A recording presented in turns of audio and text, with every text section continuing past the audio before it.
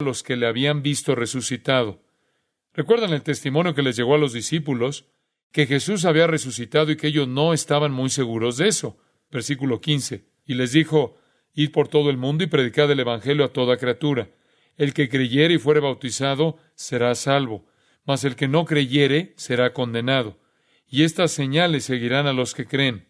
Les dice a los 11 que en su mensaje, para confirmar la fe de los que creen, habrá ciertas señales.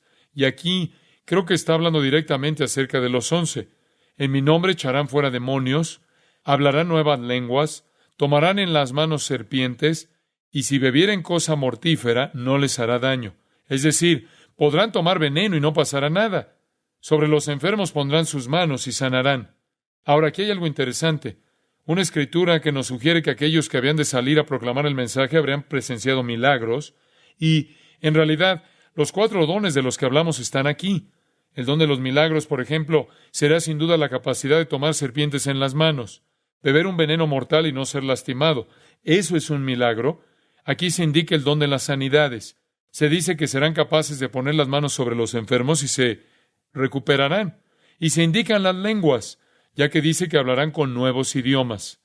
Todos esos dones se representan aquí como la promesa de nuestro Señor a los 11, que serán confirmados por estos dones y estos milagros.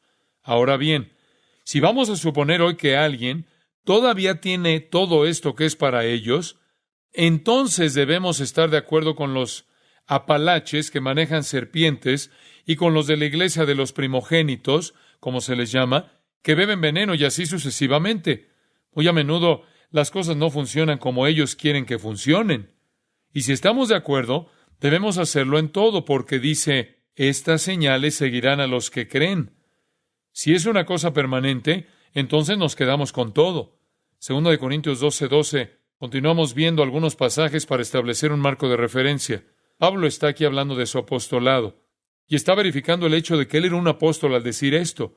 Con todo, las señales de apóstol han sido hechas entre vosotros en toda paciencia, por señales, prodigios y milagros. Artículo definido. No algunas señales, las señales. Una identificación clara de ciertas señales dadas a los apóstoles. Las señales de un apóstol. A los apóstoles se les concedían ciertas señales. Ahora, ¿cuáles eran? Bueno, al parecer se les confirieron en Marcos 16. Quiero que observen Hebreos 2. Ahora recuerden que el libro de Hebreos fue escrito de los hebreos a los judíos. Eso es muy importante. Versículo 3 del capítulo 2. ¿Cómo escaparemos nosotros si descuidamos una salvación tan grande, la cual, habiendo sido anunciada primeramente por el Señor, por supuesto, ellos no lo oyeron de Él, pero nos fue confirmada por los que oyeron? El Señor lo confirmó, lo que significa hacer creíble o hacer finalmente realidad. Lo que se afirmó, se aseguró, se hizo verosímil. ¿Cómo? Versículo 4. Dios, con señales y prodigios y diversos milagros y repartimientos del Espíritu Santo. Ahora bien, estos ciertos dones del Espíritu Santo eran para confirmar la palabra en la audiencia de estos judíos. Eso es exactamente lo que el pasaje dice. Estas palabras fueron confirmadas a nosotros. Se predicó. La confirmación llegó a través de las obras hechas por los dones del Espíritu proporcionados a los apóstoles. Así llegamos a la conclusión, entonces, de que ciertos dones espirituales llamados dones del Espíritu Santo fueron las señales de un apóstol y que tenían, por lo tanto, su importancia en el ministerio apostólico, que era un ministerio fundacional. Y en la primera iglesia, cuando había miles de voces dando todo tipo de mensajes, Dios confirmó la autenticidad con estos dones especiales concedidos a los apóstoles para confirmar a los que los oyeron. Benjamin Warfield, un erudito bíblico, dijo esto, y cito, estos dones milagrosos fueron parte de las credenciales de los apóstoles como agentes autorizados de Dios en la fundación de la iglesia. Su función, por lo tanto, limitada distintivamente a la iglesia apostólica y necesariamente acabaron con ella. Fin de la cita. Si creemos que Efesios 2:20 dice que los apóstoles y los profetas eran la base, entonces las señales de apóstol terminaron cuando terminaron los apóstoles. Y si las señales de los apóstoles eran dones del Espíritu Santo para confirmar, entonces podemos unir todo y podemos ver que a medida que los apóstoles salieron de la escena, También lo hicieron los dones del Espíritu dados a ellos como señales de confirmación. Concluyeron con ellos. Algunos pasajes de Hechos específicamente asignan y asocian estos dones con los apóstoles. Hechos 14:3, solo para darles una idea, dice: por tanto, se detuvieron allí, Pablo y Bernabé en Iconio, mucho tiempo, hablando con denuedo, confiados en el Señor, el cual daba testimonio a la palabra de su gracia, concediendo que se hiciesen por las manos de ellos señales y prodigios. He aquí un ejemplo de cómo Dios usó estos dones. Ellos predicaban, y su predicación se confirmaría como divina porque hacían milagros. Yo no creo que la iglesia de hoy necesite este tipo de confirmación. La iglesia de hoy no necesita confirmación. Si 3 personas llegan a la ciudad y tienen un mensaje diferente, puedo decir inmediatamente quién es de Dios. Y la pauta no es quién hace milagros. ¿Cuál es la pauta? ¿Cuál es la norma o el estándar? La Biblia. Porque aquí está la norma que Dios ha concedido para confirmar el mensaje de quien sea. Pablo incluso dice a los profetas en 1 Corintios 14 que cuando profeticen se aseguren de que su profecía se relaciona con la doctrina que les he enseñado. Y por eso hay que tener cuidado de darse cuenta de que el verificador del mensaje de cualquier hombre, o la experiencia de cualquier hombre, o cualquier cosa espiritual, sea la palabra de Dios. Es la prueba conclusiva, la autoridad concluyente y la pauta de fe y práctica. No podemos asumir entonces que estos dones son necesarios para confirmar la palabra. La palabra ha sido establecida. Decir que hoy necesitamos señales milagrosas, en particular en todos los lugares en nuestra sociedad en los Estados Unidos y en las iglesias donde la palabra está en manos de todos, es pasar por alto o negar la finalidad y la autoridad de las Escrituras. Me recuerda Lucas 16:31, donde dice: si no oyen a Moisés y a los profetas, tampoco se persuadirán aunque alguno se levantare de los muertos. Cuando usted tiene las Escrituras, eso es suficiente. Ese es el punto. Incluso en el momento en que Pablo escribió Efesios, dice que habrá evangelistas y pastores de enseñanza. Y él dice, van a construir el cuerpo. Pero él no hace ninguna mención de ninguno de estos dones milagrosos. Y luego, cuando usted lee las cartas de Pablo a Timoteo y Tito, encuentra que la herramienta es la palabra de Dios. Continuamente dice, enseña la sana doctrina. Ahora bien, si en realidad estos dones que confirman existieran hoy en día, como algunos dicen, entonces acompañarían a grandes maestros de la Biblia, o acompañarían a personas que están dando el Evangelio en tierras donde no hay Biblias para confirmar su mensaje, pero no acompañarían a grupos de cristianos que tienen las Escrituras en sus manos. Eso no tiene ningún sentido. No tiene nada que ver con el don bíblico. Los grandes maestros históricos de la Biblia concuerdan en que no poseen estos dones. Y si nos remontamos a la historia y seguimos el rastro de los hombres que han hecho grandes obras de teología, vemos que ellos no estaban involucrados en esto. Estos dones eran para los tiempos apostólicos de entonces como un ministerio de fundación. Ahora, echemos un vistazo a los dones. Solo podemos verlos de manera superficial. En primer lugar, el don de milagros. 1 Corintios 12:10. En la enumeración de los dones habla de milagros, el hacer milagros. Usted dirá, MacArthur, ¿me está diciendo que los milagros han cesado? No, yo no creo que los milagros hayan cesado. Sé que están ocurriendo en todas partes. Veo milagros constantemente. Dios es un Dios de milagros. Usted dice, bueno, deme una definición de milagro. Un milagro no es gran cosa. El incrédulo se incomoda por un milagro. No es nada. Déjeme mostrarle lo que quiero decir. Vivimos en un pequeño mundo natural. Digamos que es una laguna, ¿de acuerdo? Nuestra pequeña laguna y decimos, todo en nuestra pequeña laguna es como debería ser. Bueno, un milagro no es otra cosa que Dios, si es que Él existe, metiendo el dedo en el estanque y creando una onda. Quiero decir, si hay un Dios allá arriba, un milagro no es gran cosa. Es como tirar una piedra en el estanque y crear ondas. Muy pronto el estanque se calma y vuelve a la normalidad. Lea el libro de C.S. Lewis acerca de los milagros. Él cubre todo el tema muy acertadamente. Un milagro es Dios poniendo su dedo en el estanque y formando una ondulación, una serie de ondas. Y si hay un Dios y Él creó el estanque, puede meter el dedo en él cuando quiera. Un milagro prueba que Dios existe. Es por eso que los racionalistas alemanes crucificaron sus almas cuando eliminaron todos los milagros de la Biblia. Ellos comenzaron con la filosofía humanista. No, Dios hace milagros. Y los milagros suceden todo el tiempo. Los milagros están sanando. Creo incluso que Dios puede dar a un misionero en algún lugar del mundo la capacidad de hablar un idioma que no conocía. Eso es un milagro. No creo que ese sea el don bíblico de lenguas. Eso fue un don apostólico. Pero creo que Dios puede hacer milagros con boca de la gente, tanto como puede hacerlo con cualquier otra parte de su cuerpo. Dios todavía hace milagros. Vemos que los hace todo el tiempo. El milagro más grande que Él hace es el milagro del nacimiento. Quiero decir que yo mismo soy un milagro. Nuestro Señor, cuando estuvo en la tierra, hizo muchos milagros, y Él siempre los hizo para avalar su verdad. Pero Dios hoy puede hacer algunos milagros para que usted pueda dar su testimonio y alguien pueda decir, bueno, un Dios que puede hacer eso tiene que ser real. Eso puede ser cierto, pero ya no para probar la revelación escrita, que es un sistema cerrado. Así que no estoy diciendo que los milagros han cesado. Solo estoy diciendo que los milagros son diferentes hoy en día y que el don de milagros ha cesado porque era apostólico. Se puede estudiar la historia de los milagros y usted encontrará que hay 4 grandes periodos de milagros en la Biblia. Y en los otros periodos de la Biblia simplemente no existían. El periodo de Moisés, un tiempo de milagros. El periodo de Elías y Eliseo, nuevamente. A continuación, un periodo de tiempo prolongado sin milagros. Y luego, de repente, durante la vida de Cristo y la era apostólica, los milagros siempre tenían un propósito y un tiempo limitado. Y la gente no hace milagros continuamente. Creemos que el don de milagros hoy en día ha cesado con el fin de la era apostólica.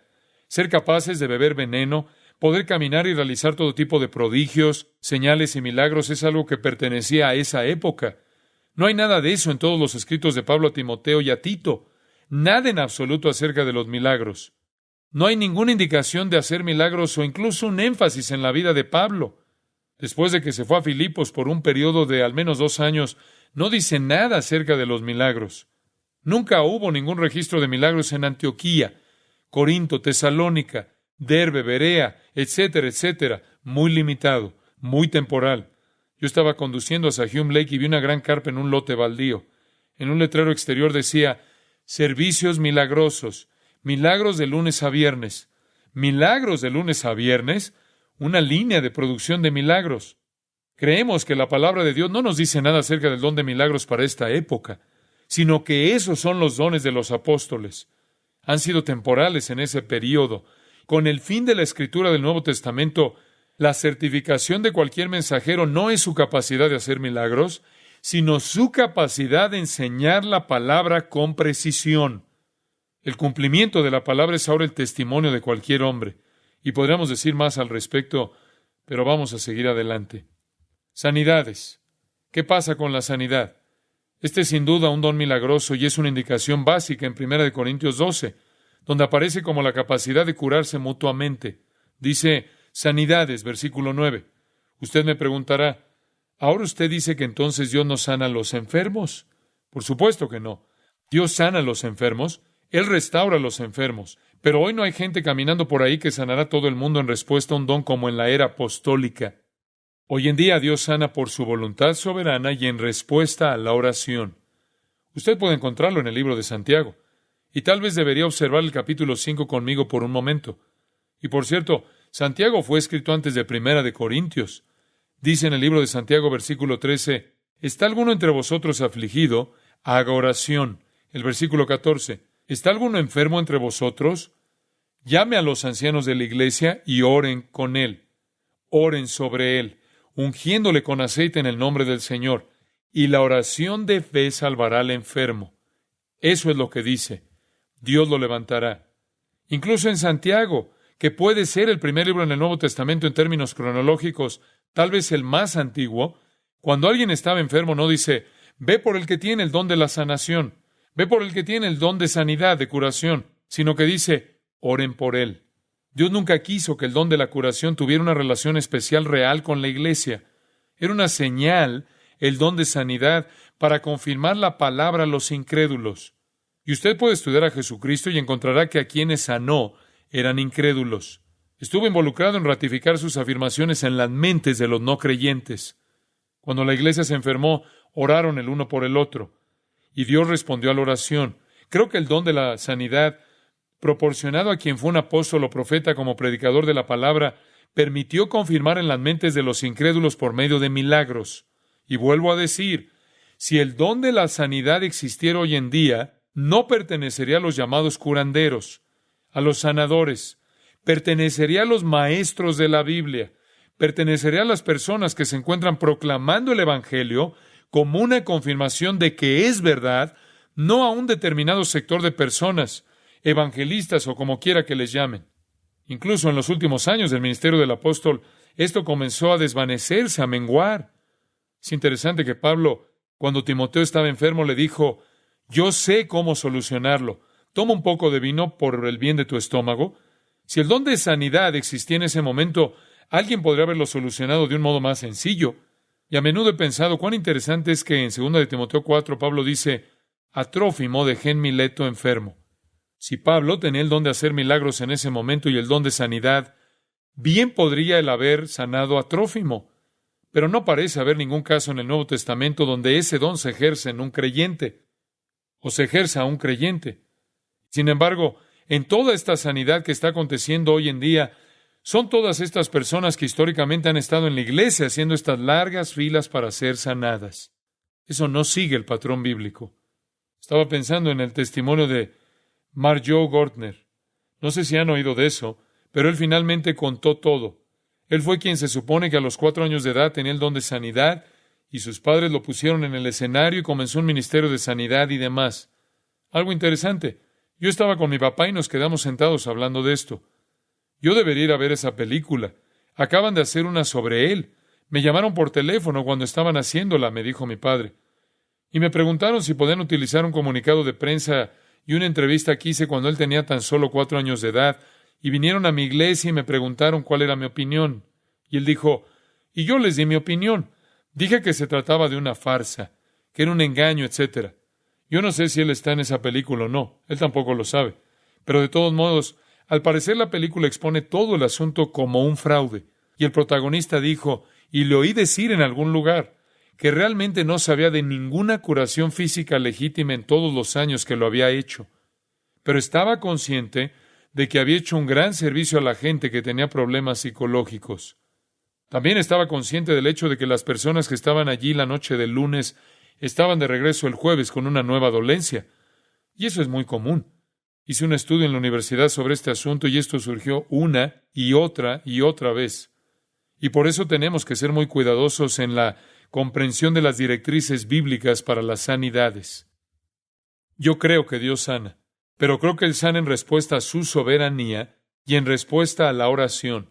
Y si hoy hay gente que parece ver a Dios sanando en respuesta a su ministerio, entonces yo digo, a partir de la evidencia bíblica, que pueden tener el don de la fe a la que Dios responde al orar, pero el don de sanidad era apostólico. Y pueden ir curando a los incrédulos para confirmar la palabra. Y es por eso que cuando la palabra vino, ese don dejó de tener sentido. Y no se olviden tampoco que algunas de las curaciones pueden ser reales. Dios puede desear sanar a alguien. Satanás también puede sanar. Mateo 7, léalo. Usted puede leer sobre eso en Hechos 8, en Hechos 13. Satanás puede sanar. De hecho, Jesucristo hizo todo esto y finalmente llegaron a la conclusión de que era de Satanás, ¿no es cierto? Lo que hizo, lo hizo por el poder de Belcebú. Ellos estaban tan familiarizados con el hecho de que Satanás podía adulterar todo, que los judíos determinaron que Jesús era Satanás y dijeron que él estaba haciendo la sanidad. Satanás puede hacer estas cosas. La idea de que ciertas personas pueden curar como en una línea de producción no es bíblica. Y a menudo he pensado que si realmente tuvieran el don de sanidad, estarían en los hospitales, no en tiendas de campaña, y estarían con los no creyentes predicando el Evangelio y confirmando la palabra con ellos. Debemos hacer un estudio sobre el don de sanidad en algún momento en el futuro, porque es importante. El don de la sanidad nunca fue pensado para los creyentes. Nunca fue pensado como algo permanente. Era una señal para los apóstoles. Fue uno de los dones de los apóstoles. Y hoy en día, incluso en el libro más antiguo del Nuevo Testamento, Santiago, la orden es orar por los enfermos. A continuación, en tercer lugar, llegamos a las lenguas y la interpretación. Las veremos juntas, no por mucho tiempo, solo algunas reflexiones bíblicas. Quiero que consideren varias cosas con respecto a esto. ¿Cuál fue el don de lenguas y cuál fue su utilidad? Pues bien, el don de lenguas debe ser conocido como el don de los idiomas. La palabra es glosa, la palabra tradicional histórica para idioma. En realidad no significa otra cosa que idioma. El don era una capacidad dada por el Espíritu para hablar una lengua extranjera. Fue un milagro que Dios podía utilizar como una señal para confirmar la palabra. Lo más importante que sucedió en Hechos 2 fue la predicación de Pedro. Ese sermón magnífico fue en respuesta al mismo que 3,000 personas se arrepintieron. Pero, ¿qué fue lo que realmente confirmó en sus mentes que el sermón de Pedro era de Dios? ¿Qué fue? Todas esas personas que hablaban en sus propios idiomas las maravillas de Dios. Fue un regalo de confirmación, fue un don de confirmación, fue pensado para los incrédulos. Solo apuntaba al sermón. No fue nunca un fin en sí mismo. Una señal para escuchar el sermón. Fue un don de confirmación. ¿Cómo iban a saber que era de Dios? Cuando vieron ese milagro, ¿a qué más podrían asignar eso? Ellos escucharon a Pedro, y después de haber hecho esto, debieron asumir que esto era el mensaje de Dios. Al menos 3,000 personas lo creyeron. Además, las lenguas eran una señal solo a los judíos. Nunca tuvieron sentido para los gentiles. En Hechos 2, judíos. En Hechos 10, los de la circuncisión escucharon y creyeron. A lo largo de Hechos, cada vez que ocurren las lenguas, los judíos están presentes. No tiene sentido para los gentiles. Así es que llegamos a la conclusión de dos cosas. Era inútil entre los creyentes, era inútil entre los gentiles. Para ellos, ver el movimiento de hoy, donde muchos creyentes gentiles lo hacen con otros, es totalmente antibíblico. Permítame mostrar lo que quiero decir con eso. Observe 1 Corintios 14:2. Dice, en la ley está escrito, y aquí se remonta al Antiguo Testamento, Isaías 28:11, porque en lengua de tartamudos y en extraña lengua hablará este pueblo. Esa pequeña frase, este pueblo, se refiere, en el contexto de Isaías, a Israel. Así que Dios dice, yo voy a hablar con Israel, pero voy a hablar con Israel con otras, en realidad no dice hombres en el original, lenguas y labios. Simplemente dice, porque en lengua de tartamudos y en extraña lengua hablará este pueblo. Con lenguas y en otros labios voy a hablar con Israel. Ese era el objetivo de las lenguas. Para Israel, a este pueblo, se refiere a ellos. Versículo 22. Las lenguas son por señal. ¿Qué hace siempre una señal? Apunta a otra cosa. Aquí está siempre apuntando al Evangelio. Siempre, siempre al Evangelio. No a los creyentes, sino a los incrédulos. La señal no es para los creyentes. Las lenguas nunca tuvieron un propósito para los creyentes. Nunca tuvieron ningún significado para ellos. Ese es el problema en Corinto. Las exaltaban, hacían hincapié, las confundían con los oráculos con los que estaban tan familiarizados en su adoración pagana, en donde había mucho discurso extático. Y aquí hay una gran confusión. Y Pablo está tratando de enfocarlo sin prescindir totalmente de las mismas, porque todavía hay una gran cantidad de judíos en Corinto. Y él sabe que hay momentos en los que se pueden utilizar para confirmar la palabra un judío no creyente. Así que, hablando sin rodeos, él dice, en primer lugar, entiendan que no es para los que creen. Y sin embargo, en este movimiento hoy en día, todo lo que se escucha es que usted no es un cristiano en toda su capacidad hasta que lo haga. No ha experimentado la plenitud de todo el asunto. Y entonces usted tiene un montón de cristianos que lo hacen entre sí. No hay ninguna razón para eso. Tienen toda la revelación que Dios ha trazado aquí en este libro. Cuando la palabra de Cristo mora en abundancia en ellos, que es lo que significa ser lleno del Espíritu, van a experimentar todo lo que se pueda experimentar. Y así vemos que tiene que ser llevado a la prueba de las Escrituras. En Isaías 28:11 se le asigna definitivamente Israel, versículo 22. Las lenguas no son a los creyentes, sino a los incrédulos. ¿Quiénes no creían? Los judíos. Y él dice, ¿por qué no intentas predicar? Eso es bueno para todos. Eso es bueno para los que creen. Lo dice preocupado por los corintios. No necesitan experiencias, necesitan doctrina. Ese era su problema. Observen el versículo 23. Esto es confuso si usted no lo entiende. Si pues, toda la iglesia se reúne en un solo lugar. Esto es lo que estaba pasando en Corinto. Toda la iglesia, los cristianos en el único lugar y todos hablando en lenguas. Y todos están hablando en todos los idiomas. Y tal vez la mayoría de ellos no eran lenguas, sino solo un poco de balbuceo. Hablaremos de eso en un minuto. Si Entran indoctos o incrédulos. ¿No dirán que estáis locos? Usted dirá que no tiene sentido. En el versículo 22 dice, las lenguas son por señal a los que no creen. En el versículo 23 dice que si entran los incrédulos, pensarán que estás loco si lo haces. Usted se pregunta, ¿cuál es la diferencia? La diferencia es la siguiente. Son una señal para los judíos que no creen. Corinto no era una ciudad judía. ¿Qué era? Era una ciudad de gentiles, de griegos. Y el problema es que los gentiles llegaban y no podían entender qué estaba pasando. Ellos tenían que estar expuestos a un fenómeno que Dios nunca tuvo la intención que fuera para un gentil. Eso es lo que Pablo tiene que estar diciendo aquí. Vienen a su asamblea y todos ustedes están haciendo eso. Le voy a dar un ejemplo. Tengo un vecino gentil que vive al lado y hemos estado tratando de compartir a Cristo con esta señora y su marido. Mi mujer ha compartido con ella. Yo compartí con ella. Fui a visitarla al hospital. Ella tuvo un grave ataque al corazón, lloré con ella, le expliqué el Evangelio y demás. Y hemos pasado por esto tratando realmente de llevarlos a Cristo. Y tienen un trasfondo muy difícil, un trasfondo religioso, que siempre es el más difícil porque son gente muy religiosa, muy buenas personas. Y hemos estado trabajando, orando y compartiendo información, dándoles material y todo lo que se puede hacer. Se acercó a mi esposa el otro día, quebrantada, y le dijo, tengo que preguntarte algo. Ella dijo, una señora vino y me llevó a una reunión. Esa gente estaba loca. Mi esposa investigó un poco y esta señora había llevado a una persona gentil no creyente a uno de estos eventos de lenguas. Ella se sentó allí y llegó a la conclusión de que todo era un revoltijo y cerró la puerta a nuestra oportunidad de compartirle a Cristo. Ella piensa que la gente que hace eso está loca. Y puesto que mencionaron el nombre de Cristo y cargan la Biblia y ven lo mismo que nosotros también debemos ser parte de lo mismo. Le caemos bien, pero eso es lo que está pasando por su cabeza. Y es exactamente lo que Pablo dijo, que nunca fue pensado para los gentiles. Fue una señal especial que Dios le dio a los judíos en una época especial. Está muy claro en las Escrituras. No se puede discutir. No es mi opinión. Es la palabra de Dios que lo dice. Ahora bien, si en el año 70 Dios destruyó Jerusalén y dejó de ocuparse de Israel y se volvió a los gentiles, a continuación, solo por ese hecho, las lenguas tuvieron que cesar, ya que Dios ya no daba más señales especiales a Israel, ¿no es cierto? Él ha hecho a un lado de manera temporal a Israel y los ha cegado. Las señales de Israel, por el momento, se han acabado. Por lo tanto, esta es una señal para Israel que ha cesado. Se ha dejado de ser una señal para Israel que, para empezar, es lo que siempre fue. Debe haber cesado.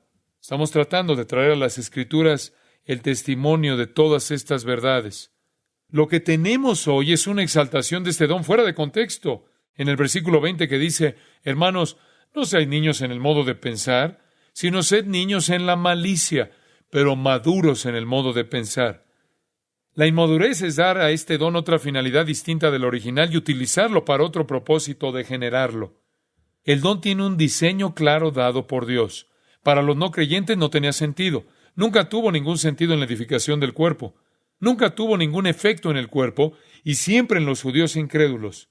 Y cada vez que se ven las lenguas en el Nuevo Testamento, los judíos están presentes. Y debido a que no estaban en Corinto, son condenadas. Y sin embargo, Él permite que existan debido a la enorme población judía que iba y venía al centro de comercio de Corinto.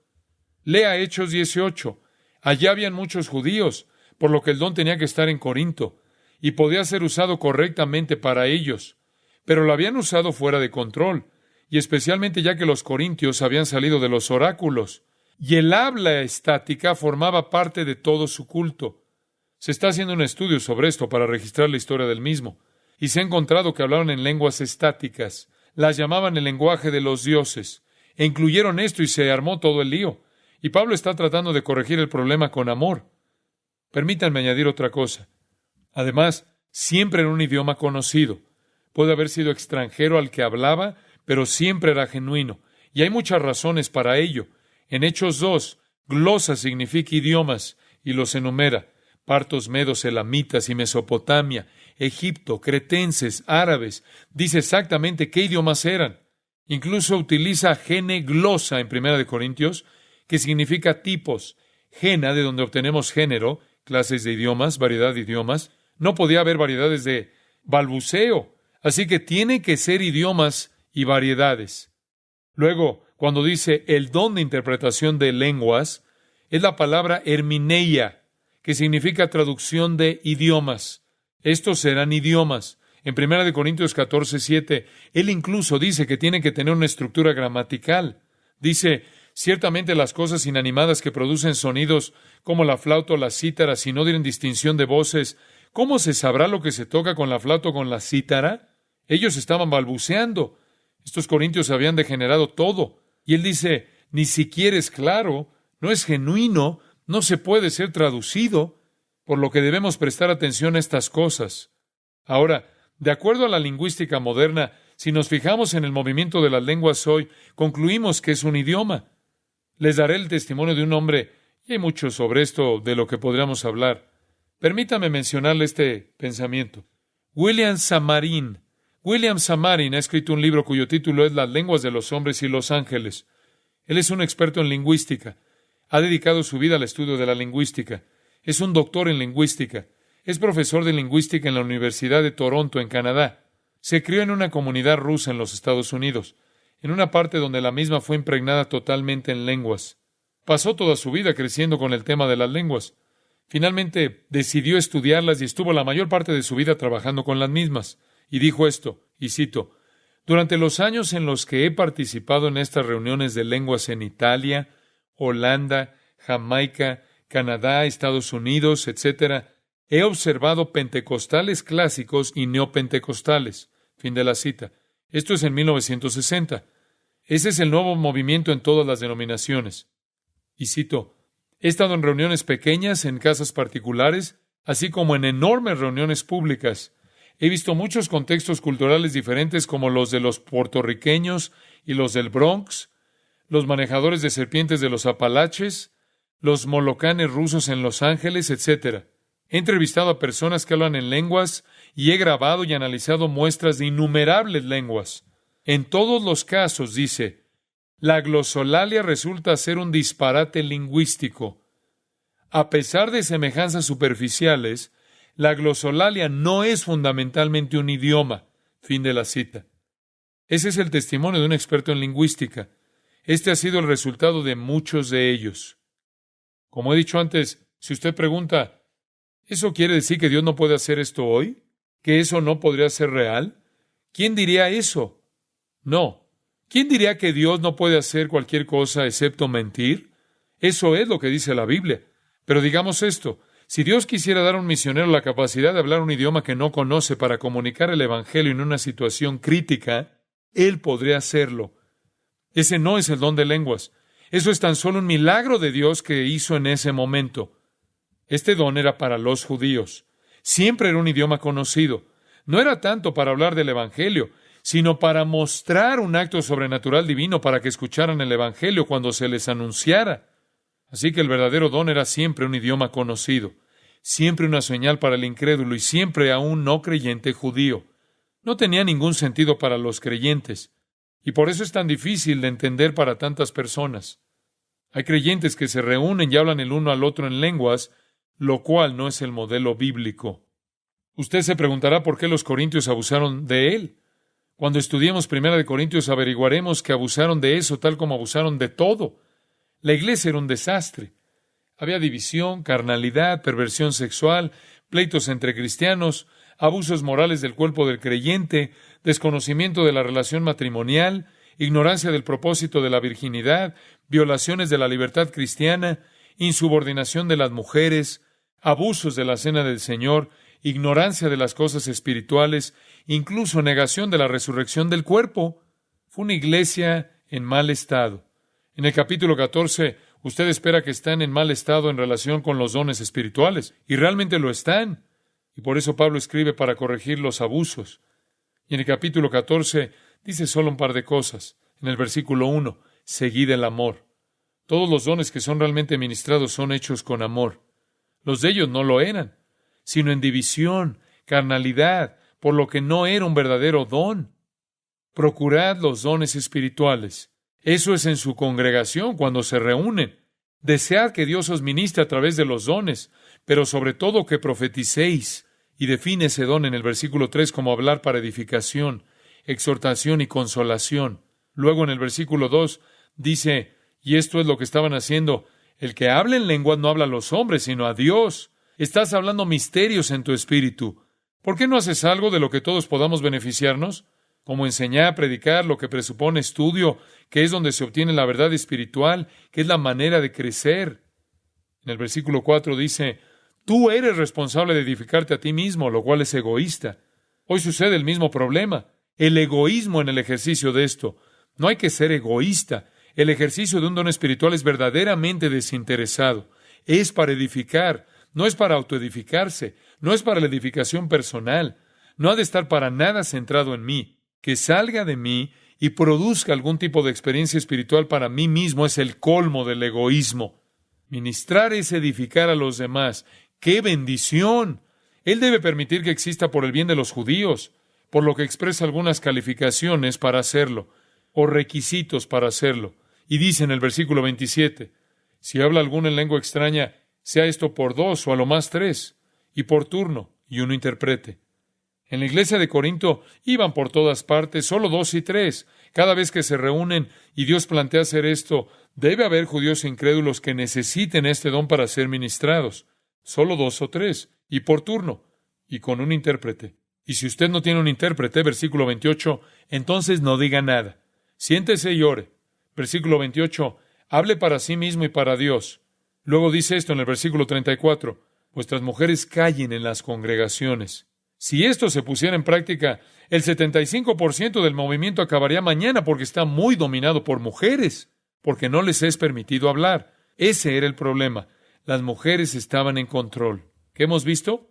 Bueno, hemos visto que Pablo puso en uso algunas normas muy estrictas, incluso en Corinto, y a continuación nos muestra su importancia.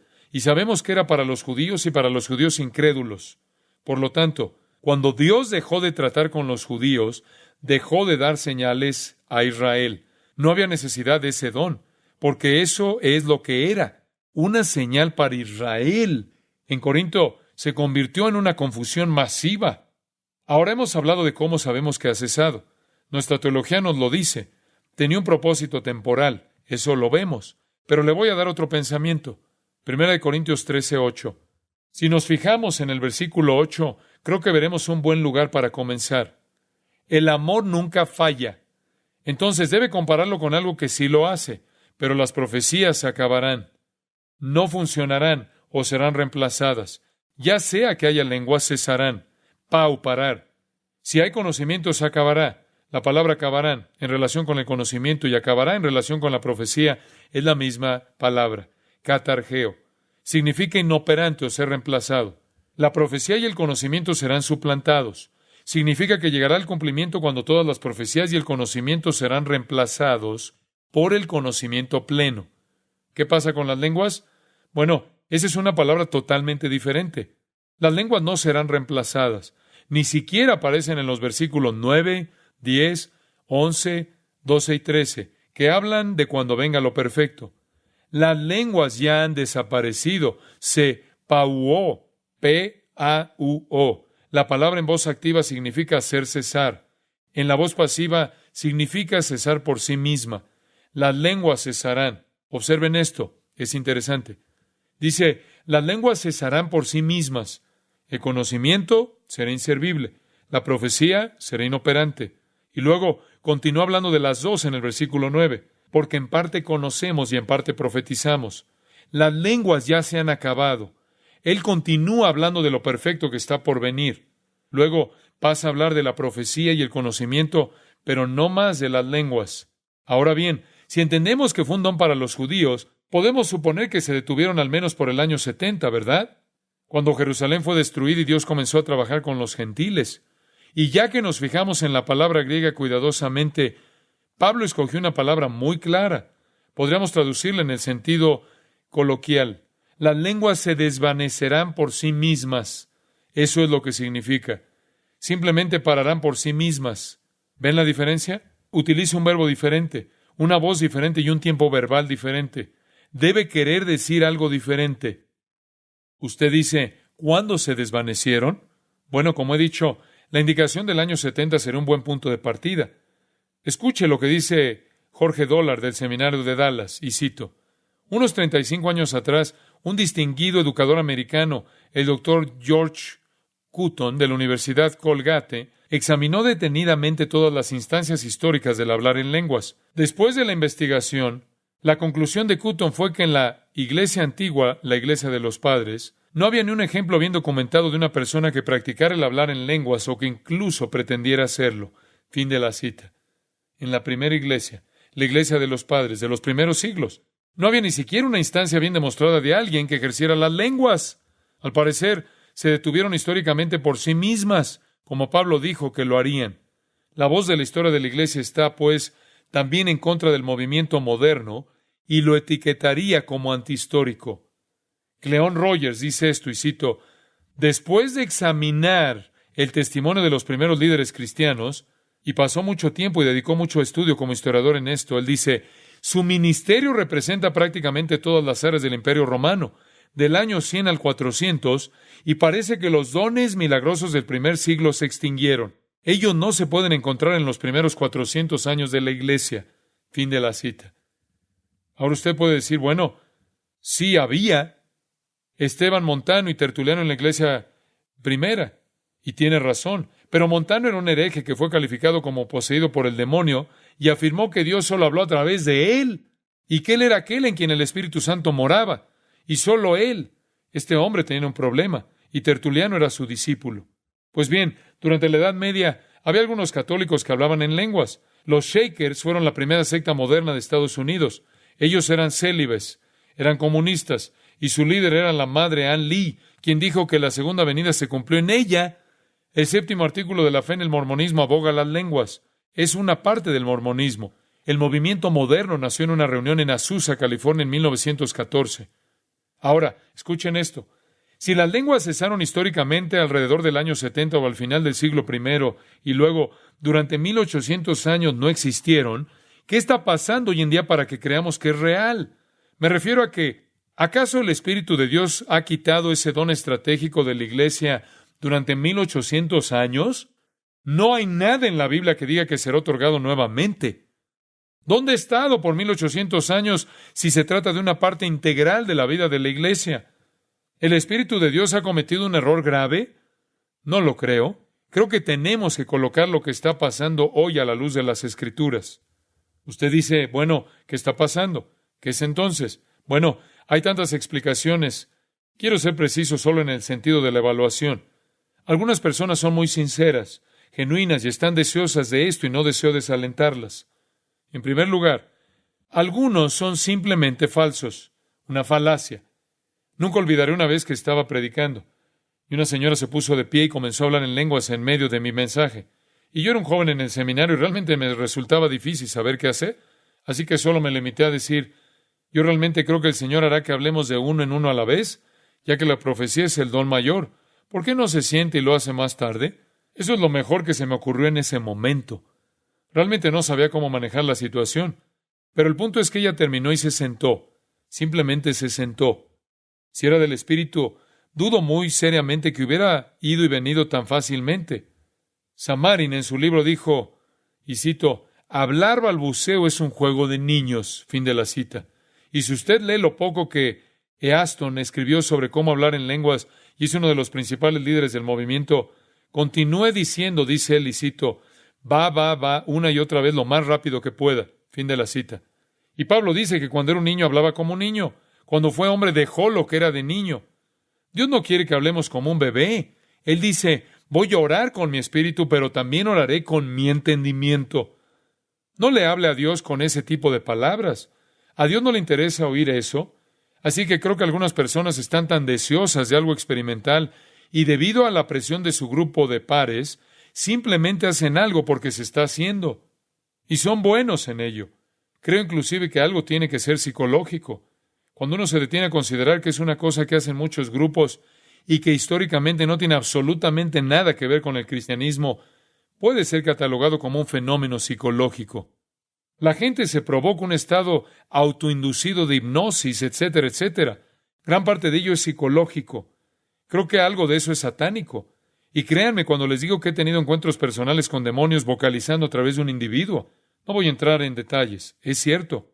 Isaías 8 dice en el versículo 19, y si os dijeren, preguntad a los encantadores y a los adivinos que susurran hablando, responded, ¿no consultará el pueblo a su Dios? ¿Consultará a los muertos por los vivos? Israel estaba buscando algún tipo de experiencia sobrenatural. Lo consiguieron. Tienen algunos demonios que susurran y murmuran. En la Septuaginta, la palabra griega egastrimutos se traduce ventrílocuo. Ventrílocuo. Los demonios pueden serlo. Hay demonios ventrílocuos. Esa es la designación de ese texto. Ventrílocuo. Leí que alguien acababa de tener una conversación con el Dr. Pike. Nadie tuvo una conversación con el Dr. Pike. Lo que tuvo fue una conversación con un demonio que suplantó al Dr. Pike. Y pueden hablar y decir lo que quieran decir. El hecho de que suceda no significa que sea cierto. Usted debe colocar su experiencia a la luz de las Escrituras. Un autor dijo, y cito, usted simplemente haga silencio, guarde silencio, resuelva no hablar una palabra de un idioma que haya aprendido, sus pensamientos centrados en Cristo, y simplemente alce su voz y hable con confianza que el Señor tomará el sonido y le dará forma del lenguaje. Fin de la cita. ¿Qué es eso? ¿Eso no es hablar a Dios con su entendimiento? Pablo dice, voy a orar con mi entendimiento. Voy a cantar con mi entendimiento. Usted preguntará por qué la gente busca esto. ¿Por qué lo hacen? Le voy a dar 4 razones. Una, hay una desviación sistemática de la interpretación de la Biblia. Ellos no saben dónde corresponde cada cosa en el plan de Dios. Hablé con un hombre que tenía problemas con esto, y no estaba en este movimiento, pero yo sabía que lo iba a estar pronto porque no podía entender la segunda venida y no comprendía la diferencia entre Israel y la Iglesia. Él confundía el antiguo pacto con el nuevo pacto. Se graduó de un seminario en este tema y realmente no tenía una teología definida en absoluto. Él solo se desplazaba por toda la Biblia, todo era un gran revoltijo espiritualizado. Era realmente un alma frustrada. Pero una vez, por fin dijo, he decidido aplicar simplemente todo a todo el mundo. Le dije, bueno, ¿a qué hora son tus sacrificios? No se puede aplicar todo a todo mundo. Eso no funciona. Dios opera en diferentes momentos y de diferentes maneras de acuerdo con su propio diseño por razones específicas. Y cuando la gente no entiende la interpretación sistemática de la Biblia, cuando no entienden qué va en cada categoría teológicamente, a continuación se encuentran con todo tipo de problemas. Debe haber una interpretación bíblica sistemática, y si no se les enseña eso, entonces caen víctimas de esto. En segundo lugar, creo que otra razón por la que la gente cae en esto es porque están hambrientos de la palabra de Dios y la experiencia sobrenatural. Y esto es cierto. Mi corazón está con esta gente. Mi corazón anhela enseñarles la palabra de Dios porque ahí está todo. Cuando la palabra de Cristo mora en ustedes en abundancia, todo es de ustedes, ¿no es cierto? Y estas personas no tienen eso. Y se mueren de hambre por la palabra de Dios. Se mueren de hambre porque algo real, algo divino pasa en sus vidas. Y se aferran a lo que puedan. Y las personas que están adelante de ellos les deberían estar enseñando, pero no lo están. Tercero, creo que mucha gente quiere mejoría física y experiencia emocional porque tiene falta de fe. En realidad no creen. Y tienen que estar continuamente mostrándose. Su fe es tan débil. Eso es duda en busca de pruebas. La gente quiere algo sobrenatural y entonces creerán. Y se aferran. A continuación, en cuarto lugar, creo que la gente lo busca porque se ha ofrecido como un camino rápido a la espiritualidad.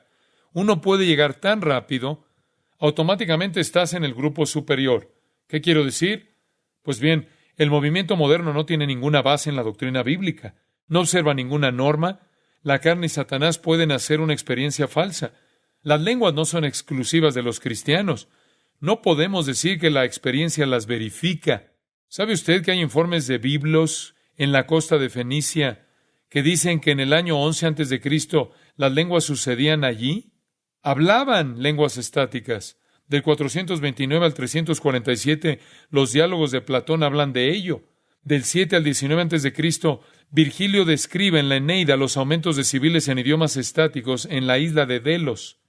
Crisóstomo registra que lo hicieron las pitonisas de Delfo. Las religiones misteriosas, los cultos griegos o romanos, todos están involucrados en esto. Esto es antiguo. Hoy en día, los derviches de Persia pronuncian el nombre de Alá y se sacuden de forma violenta en trances y discursos estáticos. Los esquimales de Groenlandia participan de esto. Sus servicios religiosos son dirigidos por un curandero sacerdote, y hay baile, desnudez y todo tipo de cosas orgiásticas. Y en medio de todo esto, se habla en estas lenguas que no son idiomas. Freud Chen, en Aventuras en el Ártico, dijo esto, y cito, de repente uno de los hombres se volvió loco, incapaz de controlar el ritmo regular del servicio. Saltaba gritando como un cuervo y aullando como un lobo en éxtasis. Él y la chica comenzaron a gritar en un idioma que yo no podía entender. Si el hablar en lenguas existe, lo escuché entonces. Fin de la cita.